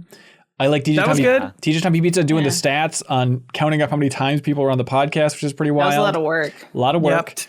Time travel versus galaxy travel Yep. was really we long, and we didn't never really answered answer. it. Yep. Signatures being powerful is a pretty unique question. Oh, that one's good. Best I game like trailer. the nostalgic one because that also got us onto our power button tirade. Yeah, Yeah, we let them have it. All right, how are we feeling about that? I agree. Great. All All right. right. Questions. Congratulations, Steve Evolution. Appreciate it. You just won that prize, the Tome Vinyl from I Am 8-Bit. Haley, I was going to save this for the Monday meeting, but you know what we should do sometime soon is I want to make a standalone YouTube video from MinnMax's channel. It's just about like the process of the community questions, of like showing how people are submitting all these. We get like well over 100 every week on Patreon, and then showing like, okay, and then I take all those and then put them in Slack, and then people vote on those, and like showing the entire process. I think people would like that. I think so too. And it can show off like the prizes that people have won in the past, because it's always sweet when people are posting on Twitter or Discord. I used to submit questions when I was merely a listener, and I remember thinking like, oh, Ben probably read it, thought I was stupid. So it'd be good to know it's not just you being like dumb, and then it's like everyone gets a vote on what just piques their interest. There's only one every week where I think that's dumb, but just one. It was always mine. Yeah. Now it's time for something we call Get a Load of This.